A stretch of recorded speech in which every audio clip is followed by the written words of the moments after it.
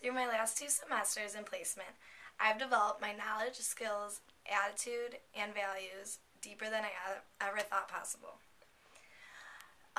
The knowledge I've gained about the invisible of teaching has grown so much. I didn't realize how much planning goes into everything outside of your time with the children.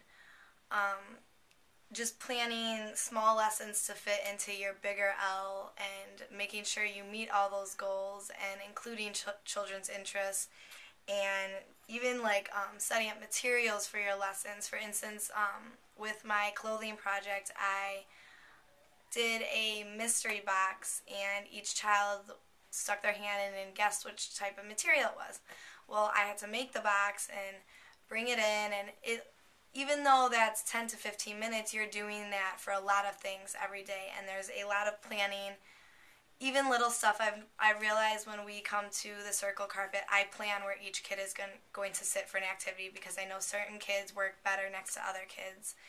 And there's just a lot of the invisible that we don't see, and I never really realized until these past 2 semesters how much teachers really do. A skill that I've developed and I'm still working on developing is transitioning my students smoothly. Last semester I had a really hard time with that in my kindergarten placement, and I worked on it a little last semester. And then this semester I really used songs for transitions. I thought that worked really well with my preschoolers. It got us all on the same page. Then I would explain to them what's going to happen next, and the smoother your transition, the more focused your children will be on the next activity. I also used what, I don't know if it has a proper name, I've heard it called like the whispering method, but the quieter the teacher talks, the students quiet down because they want to hear what you're saying. And then we transitioned from there. So I think it's definitely a skill that I'm still working on, and I will probably always have to work on and change for each class that I'm with, but I think it's a good skill to have. An attitude that I really developed is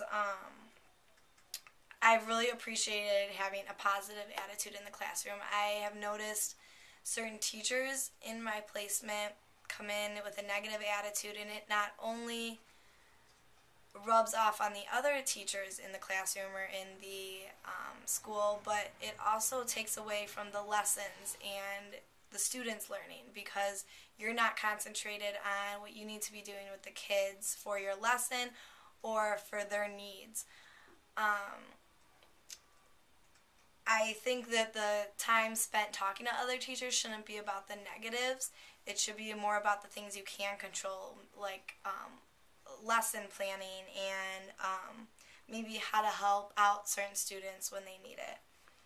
And then a value that I have developed, it has been communication with the family. And I was very lucky this semester. I was in a classroom where I met every parent multiple times. I saw all the parents in the morning when they would bring their students in. I got to know a lot of the families. And I think that really helps you get to know your students on a different level. And Daniel talked about peeling the onion, and I think their family is one layer of that onion. And you can even peel back more and more and more. And a lot of what the families had to say to me each morning really gave me insight to why some of the students were feeling the way they were this morning, or what had maybe happened over the weekend that they were excited about, and I could talk to them later about. I also really appreciated a lot of the families that I did get to know really closely. They were very willing to help me out with my project, actually. When I sent home the initial letter about clothing, I had two parents come up to me and offer me good field site visits to go on. They gave me numbers of people I could contact. Another parent actually came with me on the field trip and helped our class out. So I think making those connections with family is extremely important.